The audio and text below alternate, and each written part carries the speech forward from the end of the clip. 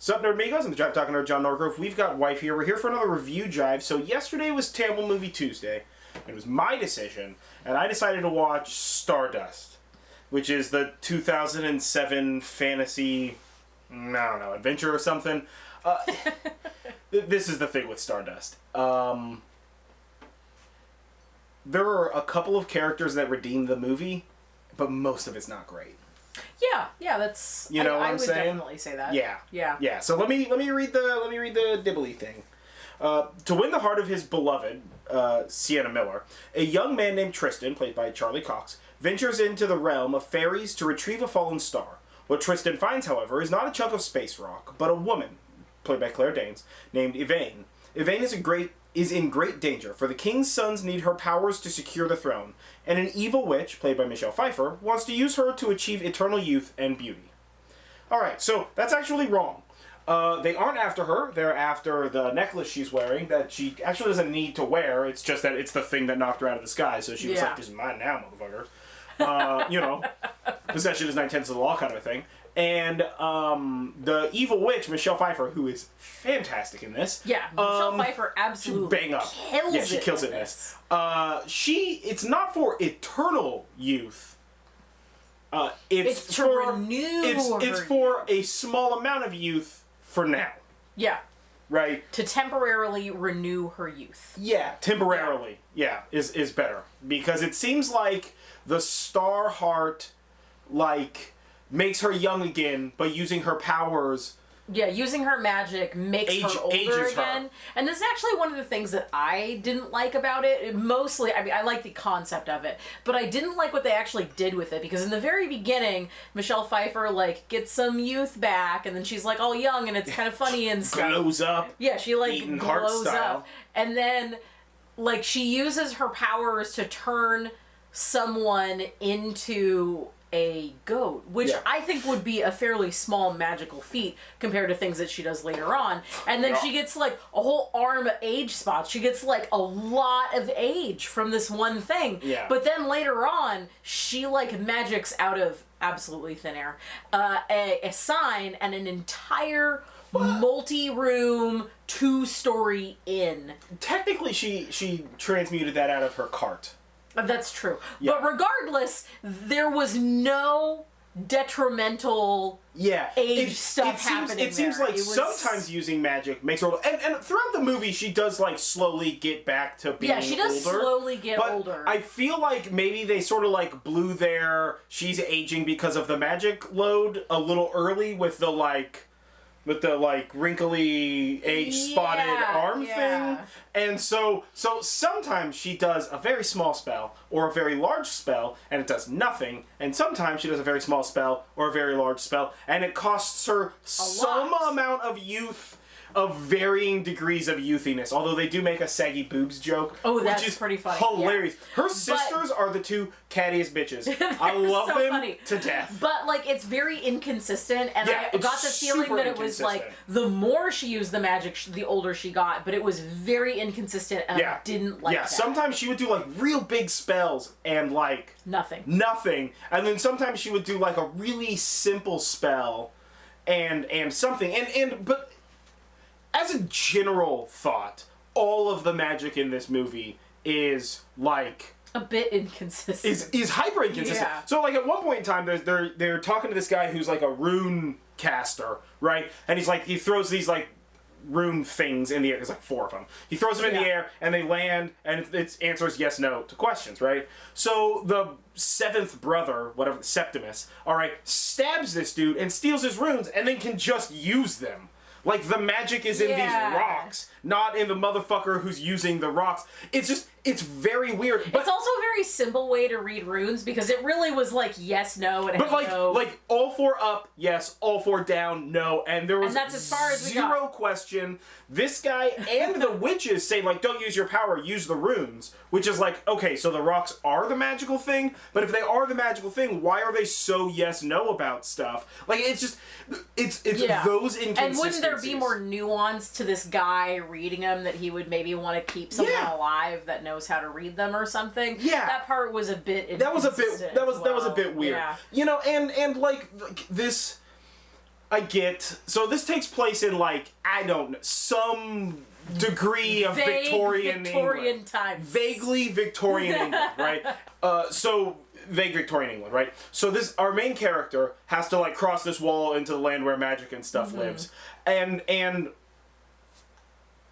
like, technically, if anything crosses back over, it just becomes normal. Yeah. Right? But the Stargirl, she would... Well, she turns to, like, disappear, dust. Yeah. basically. As opposed to turning into, like, a multi-trillion mile in diameter ball of white hot plasma. Yeah. Which would have been a significantly funnier ending to this heartwarming movie. It would have been very. It would have been amazing if nobody had made it in time and she just like steps over and just destroys Earth.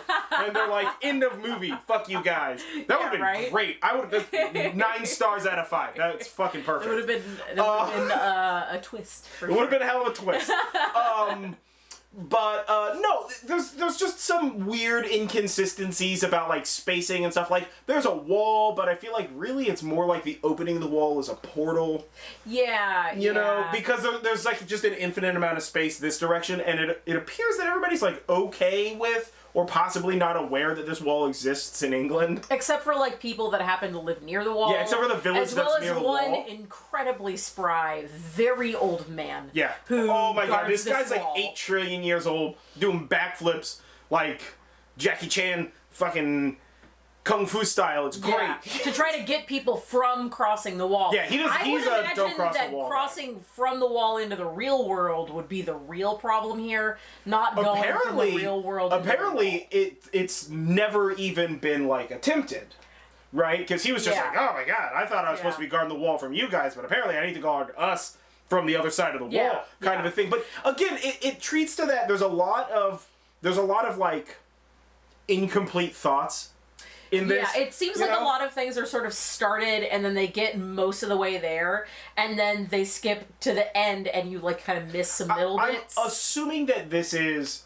multiple books that are being real shittily translated into a movie. Well, I felt like that was the case also with the focus of the who his like true love was, the main character dude, because it felt like he went like, I'm totally in love with this girl and I'm gonna bring her a star back, and then it like hung there in this like will he won't he kind of place when they're really supposed to be like building like the relationship and building the case that they both fall in love with each other instead of him going back to like the old girl in the real world. Well, and I feel like it the felt lightning very ship like was, will he and I felt the lightning ship did well for that. It was the lightning ship is really like a bookend, right, to this quote-unquote music montage of their relationship growing you just have to accept. Fucking done. Like there really is. You're totally right. There's no flow of him like slowly falling for her. It's like he's not into her falling for him. Yeah, it's like he's not into her. Music montage. She's super into him now, but we're still getting this back and forth with him, and then all of a sudden he's into it. And on top but they of have that, like a misdirect there. Yeah, there's some misdirect. Part of that could be because I felt like the two love interests had zero chemistry with each other. That's fair. There was no chemistry with them. There was more chemistry with the dude and his mom than the dude and the woman that he ends up falling in love with. His dad and his mom had some pretty okay chemistry. Yeah, right? they did too. And his mom was like, it's this dumb lady. They're like fighting witches that are like doing all kind of crazy magical conundrum stuff, and she like brings him around the corner, and she's like Tristan, I'm your mom, and he's like and like in the background you can see like lightning bolts and fire and shit like that, and you're like in the middle of a fight, like, honey, this is bad timing. Not the time for this shit. Just be like, you do a good job, stranger that I've never met. We'll talk later. I'm gonna go wait outside so I don't interrupt you, and you fight 3 fucking god witches. Like there's a lot of that. There's a lot of just weird timing and characters that felt underdeveloped, but like overproduced. Again, I mean, I really think that this is just This came out in 2007, so I think it's that time when they're like, just convert all fantasy books to movies. It doesn't matter how good it is. They were like, it worked for Lord of the Rings. Let's do it with everything. If it worked for Harry Potter, go. Lion Witch and the Wardrobe, overall, Golden it Compass. Felt like this wasn't really that bad because Michelle Pfeiffer was killing it. Michelle Pfeiffer was really good. And the witches. So the witches were all really good. There's 4 classes of character in this, right? There are the humans, which is really his dad, our main character, his father, his love interest, and Henry Cavill, who's just a bit of a prick. Who is the guy who's his love interest's rival, the girl in the human world. Yeah. Well, not I guess his love interest rival. His rival for the heart of the love interest. Yeah. Blah, blah, blah, blah. Yeah. So, and that's Henry Cavill. It's very young Henry Cavill. It's very strange. It's very strange. Yeah. And he's very like what's his name from Beauty and the Beast. Oh yeah, he's very Gaston. He's very Gaston. Not like I'll murder you or like whatever. Super jacked. Or super jacked for Henry Cavill. He's actually not super jacked, but he's just like the good-looking suave guy in town that all the ladies are into. Yeah, he's very kind of a thing. He's very Prince Eric. Yeah. Yeah, that's probably a little more accurate than Gaston.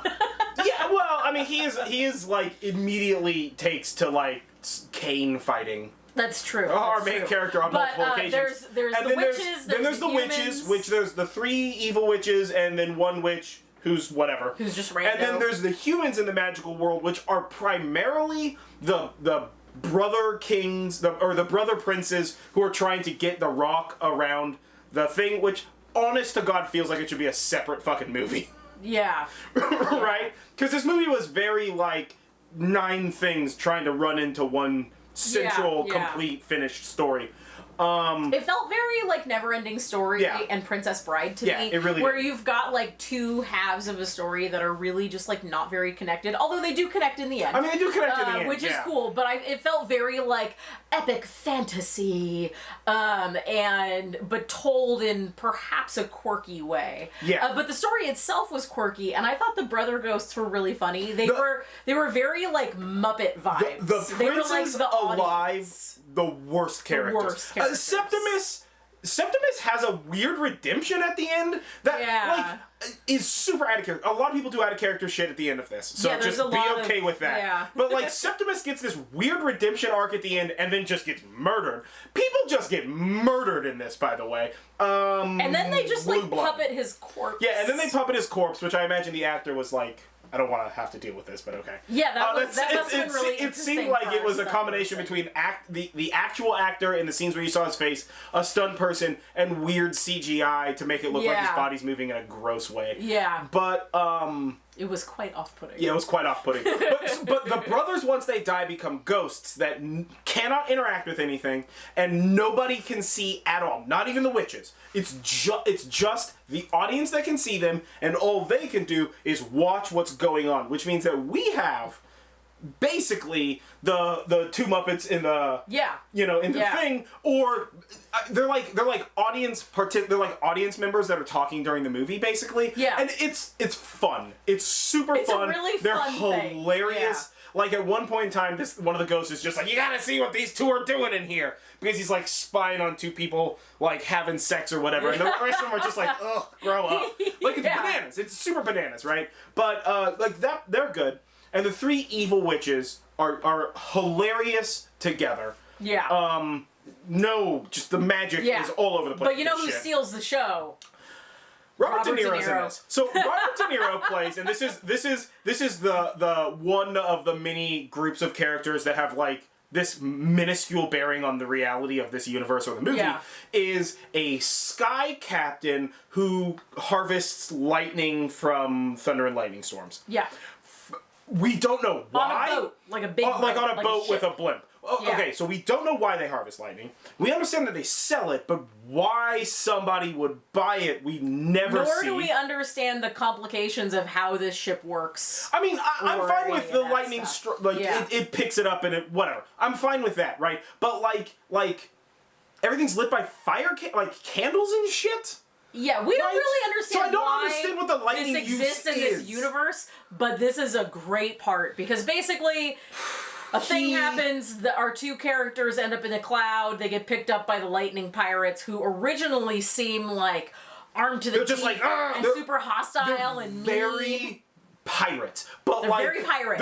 they're like aggressive yo ho, and like all this kind of really. I mean, they're like these like crazy, and they all got like some vague rubbery stuff on because lightning, I guess. They're very much like the pirate crew in Pirates of the Caribbean, the Black Pearl. Like, specifically the Black Pearl. Like, anytime there's evil pirates in that Black movie, Pearl. that's like these guys. Yeah. But also a little sprinkling of time bandits because it's just a bit ridiculous. Because they are a bit ridiculous. And Robert De Niro is their ship's captain. And in the beginning, he's very menacing and super scary. He's screaming. So they find him, and he's just like, these guys don't want to talk. Throw him in the hold. I'll question him later. And then he goes down there later, and he's just like, what are you doing here? I don't believe you. And he's just like yelling at him and stuff, right? And he's yelling at him about all this kind of bananas. And he's like, where are you from? And the guy's like, I'm from England. And he's like, don't ever say that word again. I don't know what you're talking about. And he's just like being a hard ass. And then it jumps to like the crew outside the door, like ear pressed against the thing. And they hear him like, you know what? If you're not gonna tell me the truth, you know, I'm gonna send you flying or whatever. And they all rush up to the deck of the ship and are like peering over the edge as the captain like throws this dude out the way, our main character, out the window, and then like looks up at them, and they're just like, no, we didn't see anything. I don't know what you're talking about, right? And then he's just like fucking comes out with the chick, and he's just like, I'm taking her in.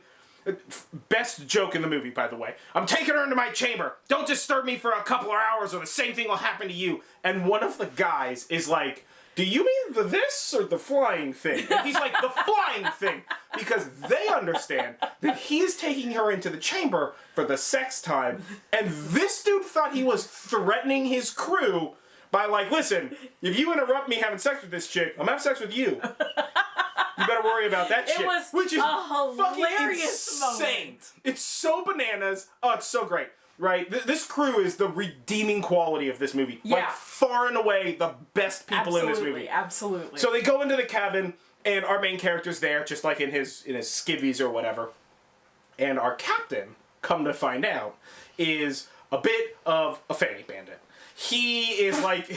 He is, I wish I remember the name that the old guy calls him. Oh, but, gosh, what do they call him? But, he's like, he has like this like big... A dandy. A dandy. He's a dandy. He's a dandy. He's a bit of a dandy. He has like this big closet full of like dresses. Beautiful and, like, dresses. And like feathers. He's like a showgirl from the 50s. No, really, he's 20s. I mean, excuse me. He's like a 20 really showgirls, like the a bit more like a burlesque girl from vague Wild West Victorian. He could be a vaguely Wild West Victorian burlesque girl. Also, all those clothes were very like Marie Antoinette kind of burlesque. Yeah, and he's got like closets and closets. His closets. And he, of course, he immediately as like he's hard ass, and then like immediately like.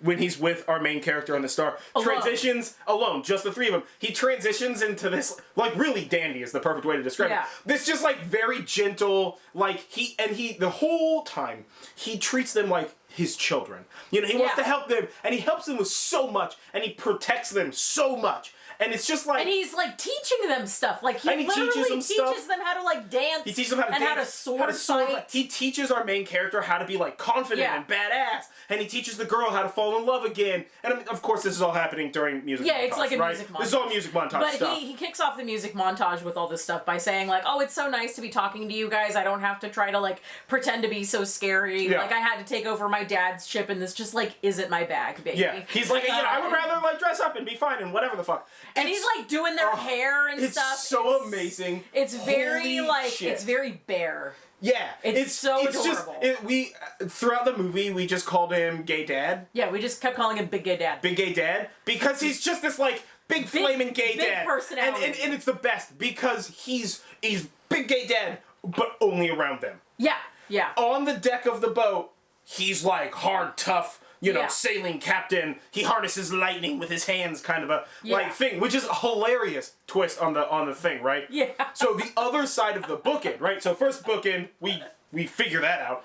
Other side of the bookend, right? Septimus and his boys show up on the Sky Captain ship and are just like, hey, we heard maybe you know about some stuff about this. My boys are gonna kick your guys' asses. I'm gonna go find your captain, right? So they're in a sword fight on the deck with Septimus's soldiers and the crew of the boat, right? And Septimus goes into the captain's quarters, and the captain he's is just listening to music in like a white slip or whatever. Yeah, it's like it's underclothes, so it's like a corset and a petticoat, and he's got like a pink like a fan with feathers, and like a he's pink just dress, like singing and just dancing, and like in front grabbing of the his thing. clothes and being like, "Do I want to wear this?" And it's adorable. It's so cute. So good, right? And Septimus walks in and it's just like, what the fuck is happening here? Like, the look on Septimus's face is amazing. He has no fucking clue what's going on, right? Beats the shit out of the captain, right? And he's just like, you gotta fucking tell me what's going on, whatever. Well, the crew, like, kicks the door in, basically. And it's just like, we kicked your guys' asses, now we're gonna kick your ass. Septimus just jumps out the fucking window. He's just like, ow! Yeah. I'm not fighting 9 dudes. And then they're like looking at the captain and they're like, did he hurt you? Yeah, did he hurt you? And the captain's like, everybody get out of here. And they're like, listen, man. Like, we know. You don't have to pretend. The captain's like almost to tears about, he's like, my image, my reputation. And they're like, no, it's cool. And like one old short guy on the crew's like, we always knew you were a dandy. And the crew just like parts, shoves him back. Like, we're not gonna, we knew, but we're not gonna let this motherfucker be the one to know. You know, like, and then of course, like, everything's whatever, happy, and the crew's okay with it, and the captain's okay with it, and, you know, but it's just, It was very cute. It's so heartwarming. This is what I want. Take everything else out of the movie, just the captain and his crew. Yeah, that would have been really a fucking great movie. The best part as well. It really was. Yeah, and if you want to make another movie, you can do the cool. witch stuff. That was pretty cool. I like their magic and the whole shtick. Consistent everything up. But a like little bit. overall, this was actually a pretty enjoyable movie to watch. It was enjoyable. As long as you can get past the inconsistencies in it. And the first half of the movie, when our main character's still like a whiny bitch. Yeah. If you just ignore those parts. Yeah. So if you can get past that, then this is actually a pretty enjoyable movie. It's a fun movie. The costuming in this is absolutely top notch, and so good. The woman CGI's who actually pretty good, did too. the woman who did the costuming for this movie, this was actually what she did before she signed on for Game of Thrones. And essentially what happened is the producers had seen this movie Stardust and had seen her work in the costuming and liked it so much that they signed her on to Game of Thrones, just no questions asked. Which is fantastic. She is an amazing costumer. For any of you that are into cosplay, I cannot think of her name off the top of my head. I did not do that research. But, she just knows this story off the top of her head. Yeah, I just happen to know this. You can Google the costume, the main costume director, and she has a blog that talks about her embroidery and her work. Some of her older blog posts explain how she does some of the more complicated embroidery, specifically for Game of Thrones with the embroidery she did with Daenerys. It looks like dragon scales. That's actually a style of embroidery that she just invented.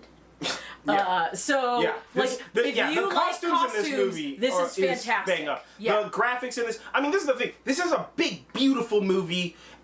It's just, it's sort of like a Transformers movie. Yeah. Right? It's good to look at, but if you think about it, like, even a little, if you go too deep in the mind, it's real stupid. It shouldn't be a movie. But yeah, you know what? I enjoy this movie, but I enjoy this movie for the parts that are enjoyable. Yeah. You know, I love the way our main character looks once he's badass. Like, his style is dope. I love the captain and the lightning crew of that lightning ship. They're really cool. I love the brother ghosts. They're hilarious, you know, but it's all the other stuff in the movie, which, to be honest, is actually most of the movie, is just, you're like, okay, I guess, there's a lot of concessions of acceptance. You're just like, yeah, sure, okay. At one point in time, they this is at the very end of the movie, they end up missing, you know, Tristan ends up missing the star and the witches, and Septimus ends up missing the star and the witches, and they both ride off into the sunset to go get the witches, and they both just perfectly understand where these witches are. It was very strange. Which is like, how the fuck do you know where this is? Especially because one of these people has never been here before. Yeah. Really ever. In fact, he gets on a horse to do this. He's never ridden a horse before, as far as we're aware. We don't know. You know, like, there's a lot. It's just that you just have to be like, of course they knew where the witches were. But this was also a really cool world. It was an interesting world. It was a super interesting world. Yeah, and you know, it's, to me, this movie has always been like discount Golden Compass, right? Not necessarily with, like, religious connotations or anything like that, but it's just, like, it's like, yeah, it's interesting and it's cool and it's got a dope world and there's, you know, everything's not... But there's just some things in the plot that are... It's not like, oh, it's, you know... like Damon's in A Golden Compass, where it's like, all right, well, you just, of course you accept that. That's just part of the thing. This is just like weird holes that don't make any sense. Yeah, that they didn't really bother to patch. So actually, that is a bit like Golden Compass movies. That's fair. That's very fair. But either way, I enjoyed it. I'm gonna give this movie 3 out of 5. Yeah, I would also give this a 3. You know, it's good. It needs work to be better. I would actually love to see like a Netflix or an HBO treatment of it, like a remake. And just kind of tighten a bunch of stuff up. I think that would be really cool. maybe turn it into a TV show instead. Yeah, maybe turn it into like an HBO show. That would be dope, like 8 episodes or whatever. Yeah, either way, I've been John Norgrove. This has been Wife. This is Review Jive. We watched Stardust. Don't forget to like this video, comment below, share, subscribe, ring the bell, do all that kind of stuff. Tell us what your favorite part was, what your favorite character is. It's the captain from the Lightning Ship, and if you give any other answers, you're wrong. Yeah, we'll catch you guys next time, huh?